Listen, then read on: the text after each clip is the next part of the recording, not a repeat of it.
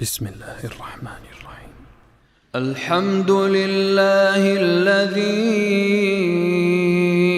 أنزل على عبده الكتاب ولم يجعل له عوجا قيما لينذر بأسا شديدا من لدنه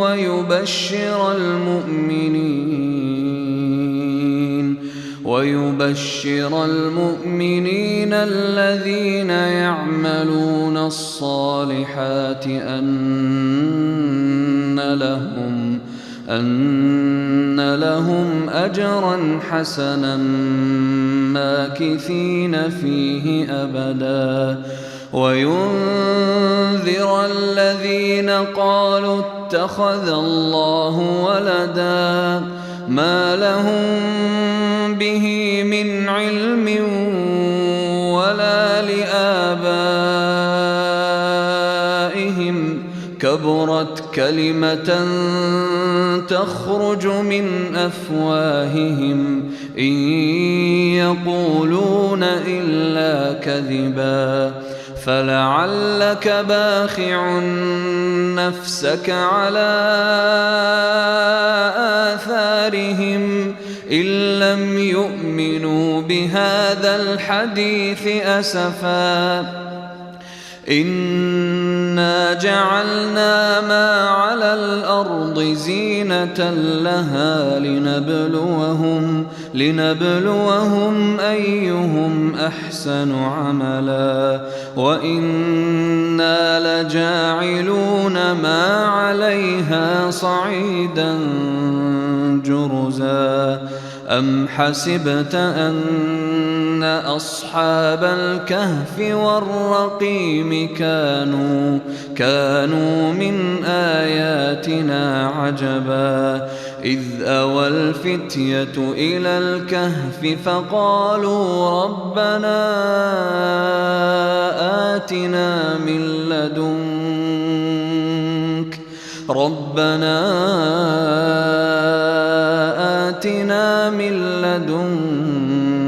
رحمة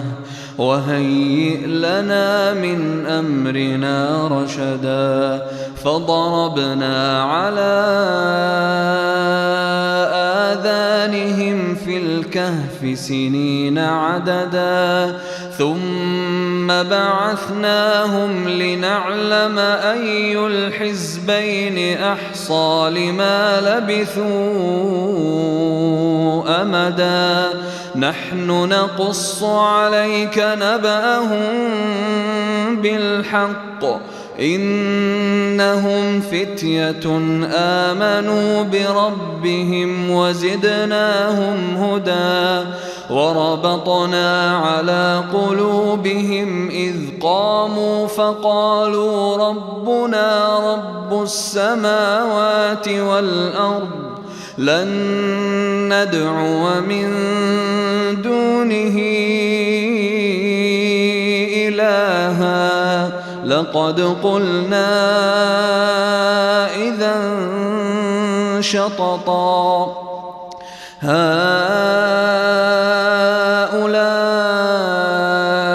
قومنا اتخذوا من دونه آلهة لولا يأتون عليهم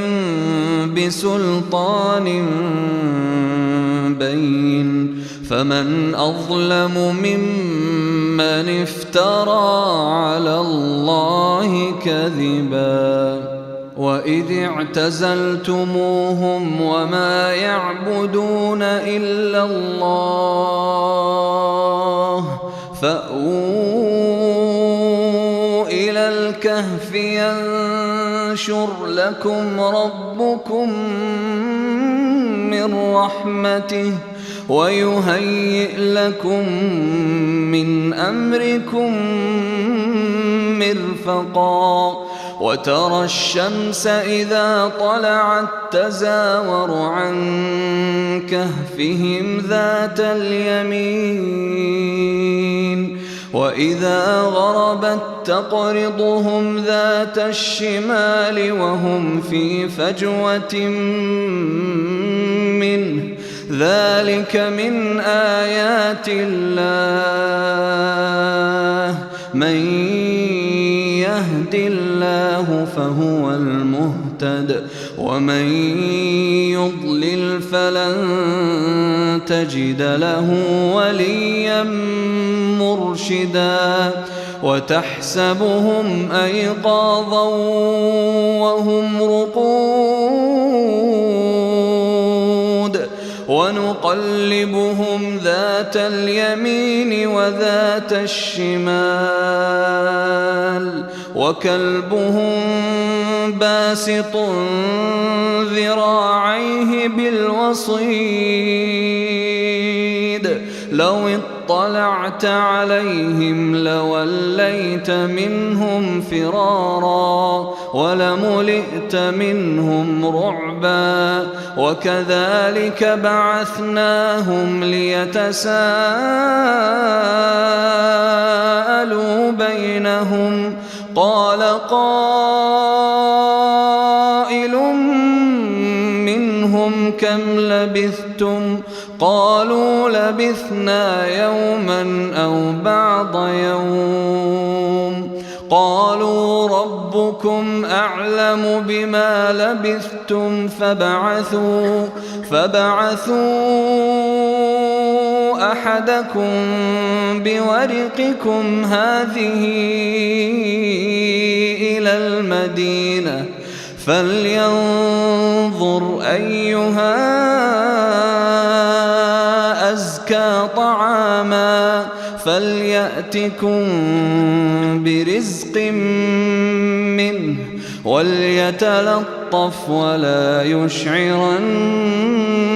بكم أحدا إنهم إن يظهروا عليكم يرجموكم أو يعيدوكم في ملتهم ولن تفلحوا إذن أبدا وكذلك أعثرنا عليهم ليعلموا أن وعد الله حق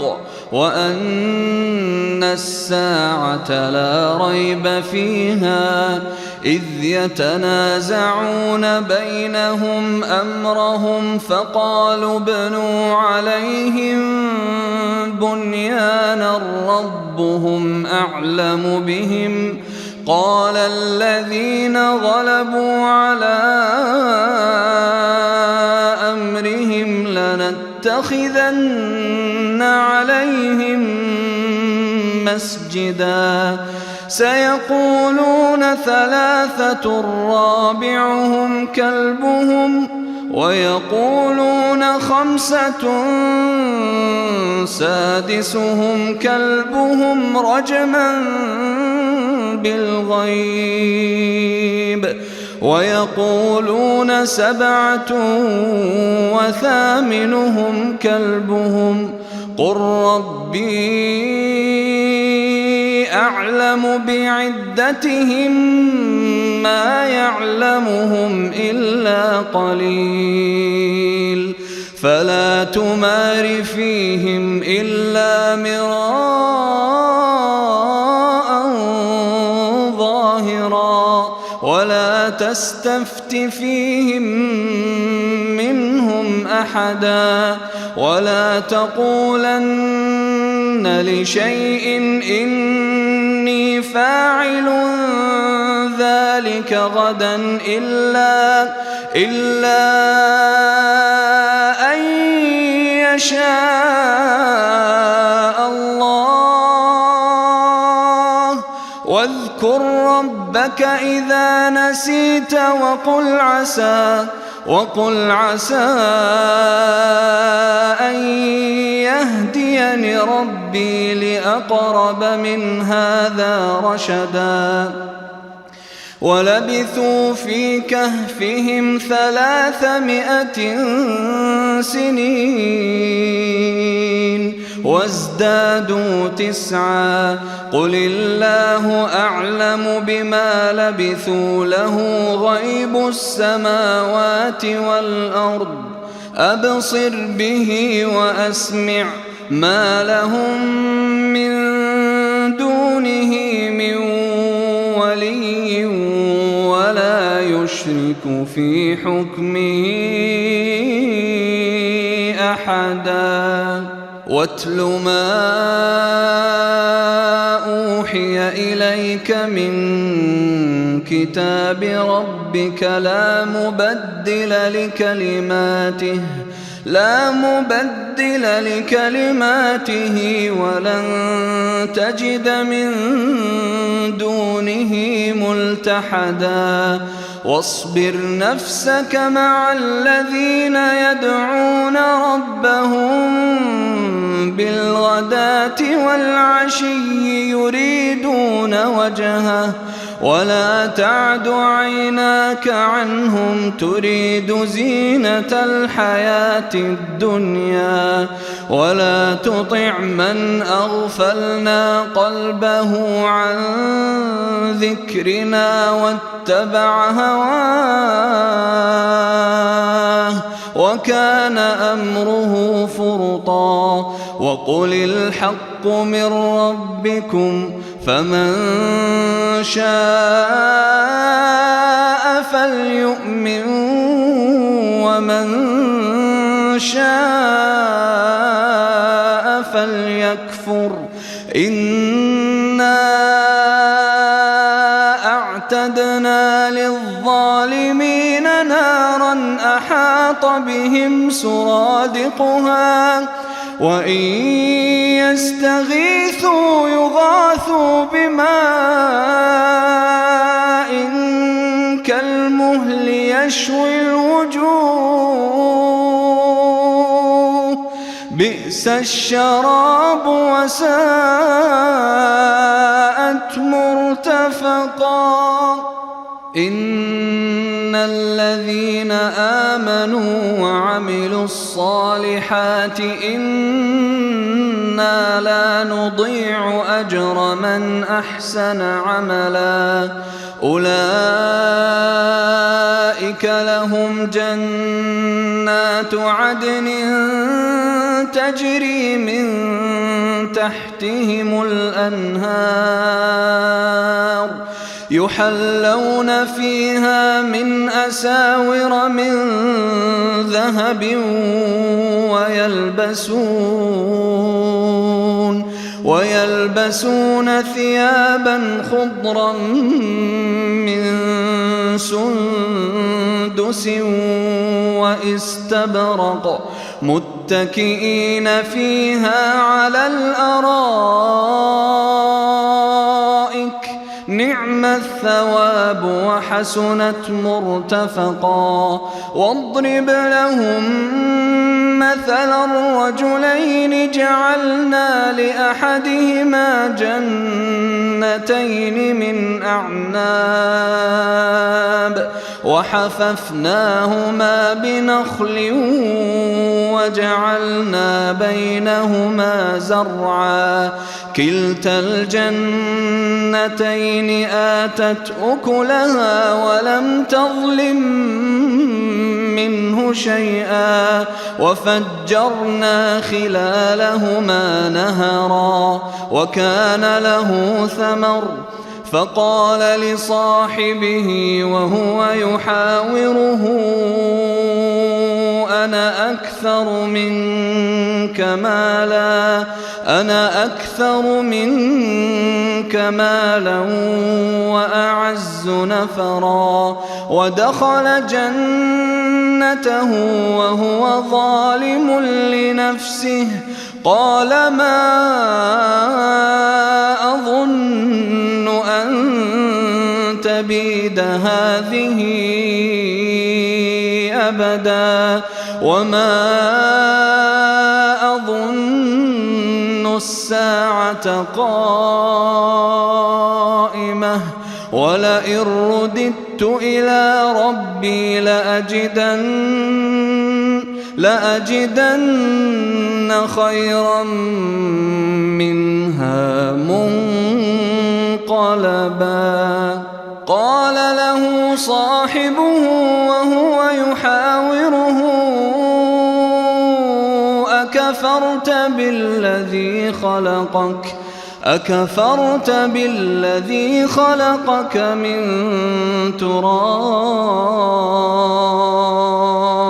من تراب ثم من نطفة ثم سواك رجلا لكن هو الله ربي ولا أشرك بربي أحدا. ولولا إذ دخلت جنتك قلت ما شاء الله لا قوة إلا بالله إن ترني أنا أقل منك مالا وولدا فعسى ربي أن يؤتيني خيرا من جنتك ويرسل عليها حسبانا من السماء فتصبح صعيدا زلقا أو يصبح ماؤها غورا فلن تستطيع له طلبا. وأحيط بثمره فأصبح يقلب كفيه على ما أنفق فيها وهي خاوية على عروشها ويقول يا ليتني لم أشرك بربي أحدا ولم تكن له فئة ينصرونه من دون الله وما كان منتصرا. هنالك الولاية لله الحق هو خير ثوابا وخير عقبا. واضرب لهم مثل الحياة الدنيا كماء أنزلناه من السماء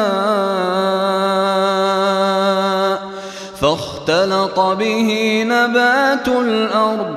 فأصبح هشيما تذروه الرياح وكان الله على كل شيء مقتدرا. المال والبنون زينة الحياة الدنيا والباقيات الصالحات خير عند ربك ثوابا وخير أملا. ويوم نسير الجبال وترى الأرض بارزة وحشرناهم فلم نغادر منهم أحدا وعرضوا على ربك صفا لقد جئتمونا كما خلقناكم أول مرة بل زعمتم أن لن نجعل لكم موعدا. ووضع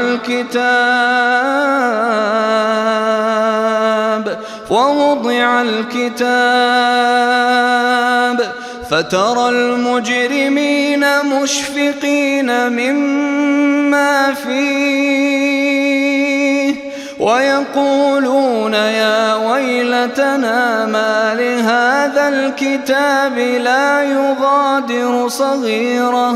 لا يغادر صغيرة ولا كبيرة إلا أحصاها ووجدوا ما عملوا حاضرا ولا يظلم ربك أحدا. وإذ قلنا للملائكة اسجدوا لآدم فسجدوا إلا إبليس كان من الجن ففسق عن أمر ربه أفتتخذونه وذريته أولياء من دوني وهم لكم عدو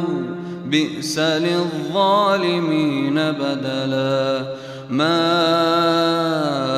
أشهدتهم خلق السماوات والأرض ولا خلق أنفسهم وما كنت متخذ المضلين عضدا. ويوم يقول نادوا شركائي الذين زعمتم فدعوهم فلم يستجيبوا لهم وجعلنا بينهم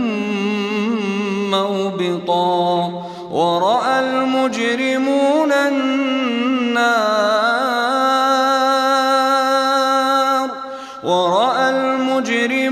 النار فظنوا أنهم مواقعوها ولم يجدوا عنها مصرفا. ولقد صرفنا في هذا القرآن للناس من كل مثل وكان الإنسان أكثر شيء جدلا. وما منع الناس أن يؤمنوا إذ جاءهم الهدى ويستغفروا ربهم إلا أن تأتيهم سنة الأولين أو يأتيهم العذاب قبلا. وما نرسل المرسلين إلا مبشرين ومنذرين ويجادل الذين كفروا بالباطل ليدحضوا به الحق واتخذوا آياتي وما أنذروا هزوا. ومن أظلم ممن ذكر بآيات ربه فأعرض عنها ونسي ما قدمت يداه. إنا جعلنا على قلوبهم أكنة أن يفقهوه وفي آذانهم وقرا وإن تدعهم إلى الهدى فلن يهتدوا إذن أبدا. وربك الغفور ذو الرحمة لو يؤاخذهم بما كسبوا لعجل لهم العذاب بل لهم موعد لن يجدوا من دونه موئلا. وتلك القرى أهلكناهم لما ظلموا وجعلنا لمهلكهم موعدا. قال موسى لفتاه لا أبرح حتى أبلغ مجمع البحرين أو أمضي حقبا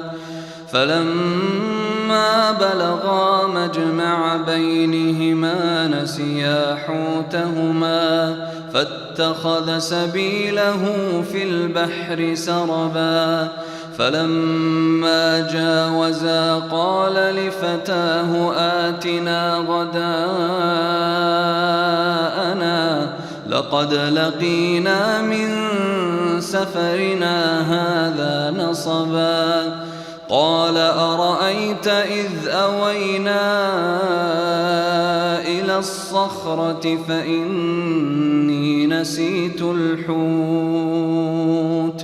وما أنسانيه إلا الشيطان أن أذكره واتخذ سبيله في البحر عجبا قال ذلك ما كنا نبغ فارتدا على آثارهما قصصا فوجدا عبدا من عبادنا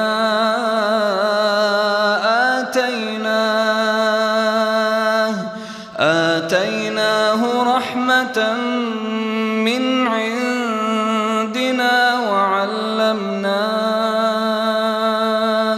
وعلمناه من لدنا علما قال له موسى هل أتبعك على أن تعلمني مما علمت رشدا قال إنك لن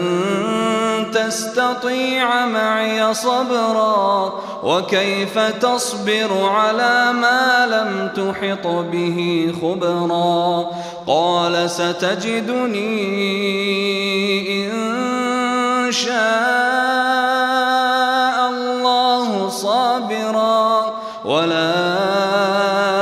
أعصي لك أمرا قال فإن اتبعتني فلا تسألني عن شيء حتى أحدث لك منه ذكرا فانطلقا حتى إذا ركبا في السفينة خرقها قال أخرقتها لتغرق أهلها لقد جئت شيئا إمرا قال ألم أقل إنك لن تستطيع معي صبرا قال لا تؤاخذني بما نسيت ولا ترهقني من أمري عسرا فانطلقا حتى إذا لقيا غلاما فقتله قال أقتلت نفسا زكية بغير نفس لقد جئت شيئا نكرا قال ألم أقل لك إنك لن تستطيع معي صبرا قال إن سألتك عن شيء بعدها فلا تصاحبني قد بلغت من لدني عذرا فانطلقا حتى إذا أتيا أهل قرية استطعما أهلها فأبوا أن يضيفوهما فوجدا فيها جدارا يريد أن ينقض فأقامه قال لو شئت لاتخذت عليه أجرا قال هذا فراق بيني وبينك سأنبئك بتأويل ما لم تستطع عليه صبرا أما السفينة فكانت لمساكين يعملون في البحر فأردت أن أعيبها وكان وراءهم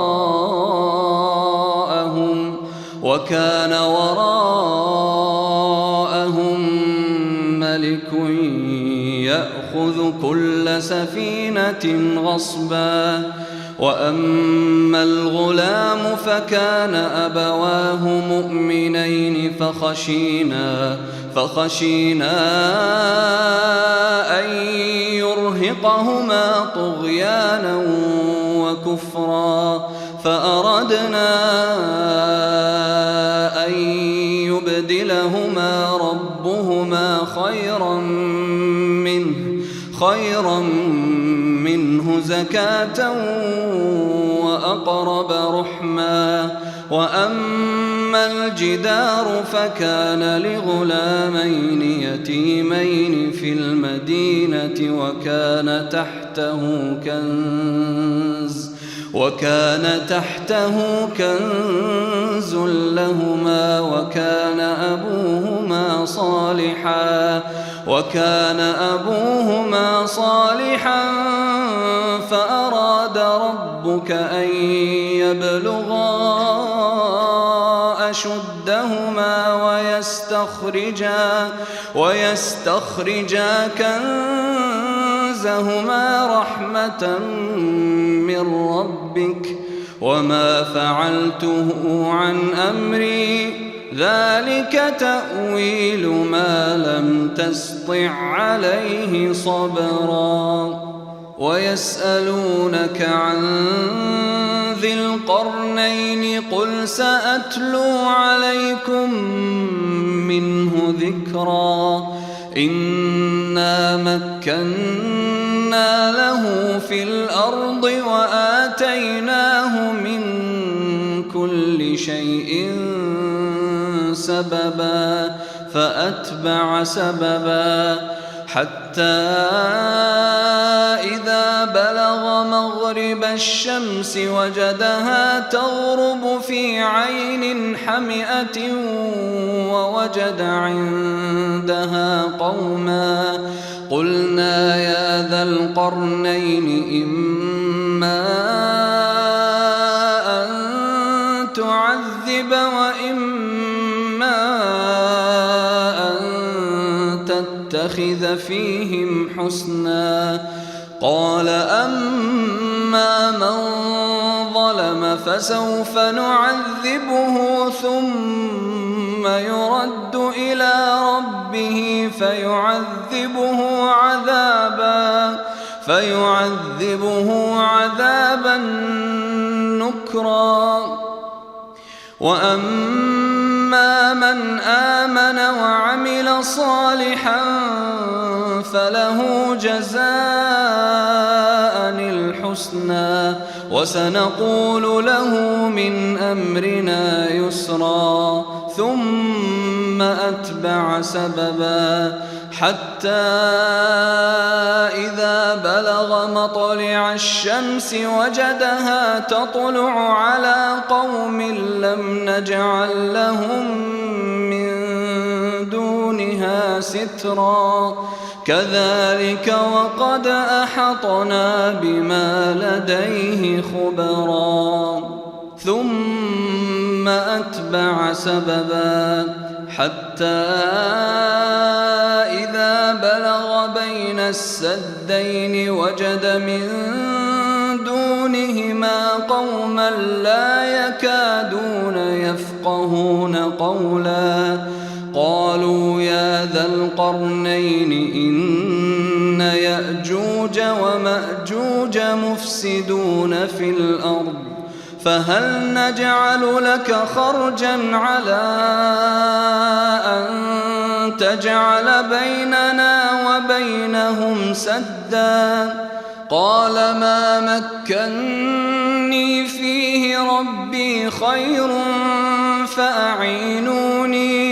فأعينوني بقوة أجعل بينكم وبينهم ردما آتوني زبر الحديد حتى إذا ساوى بين الصدفين قال انفخوا حتى إذا جعله نارا قال آتوني أفرغ عليه قطرا فما استطاعوا أن يظهروه وما استطاعوا له نقبا قال هذا رحمة من ربي فإذا جاء وعد ربي جعله دكاء وكان وعد ربي حقا وتركنا بعضهم يومئذ يموج في بعض ونفخ في الصور فجمعناهم جمعا وعرضنا جهنم يومئذ للكافرين عرضا الذين كانت أعينهم في غطاء عن ذكري وكانوا لا يستطيعون سمعا أفحسب الذين كفروا أن يتخذوا عبادي من دوني أولياء إنا أعتدنا جهنم للكافرين نزلا قل هل ننبئكم بالأخسرين أعمالا الذين ضل سعيهم في الحياة الدنيا وهم يحسبون أنهم يحسنون صنعا أولئك الذين كفروا بآيات ربهم ولقائه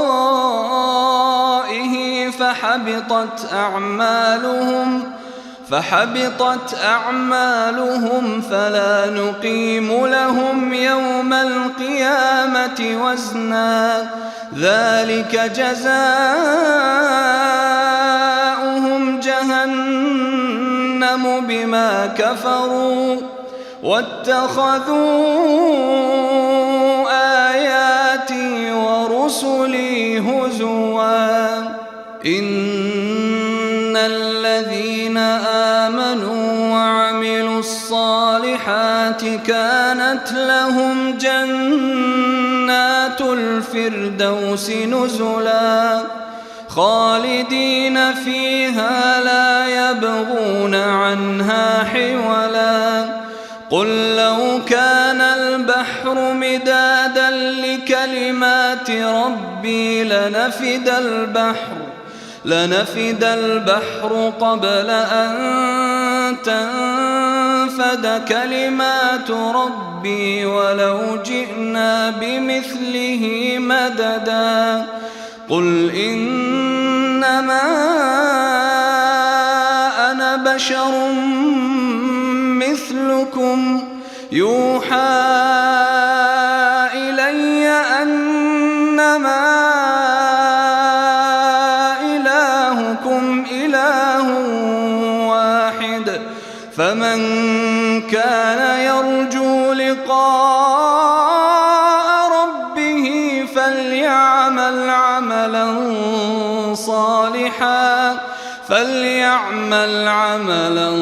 صالحا ولا يشرك بعبادة ربه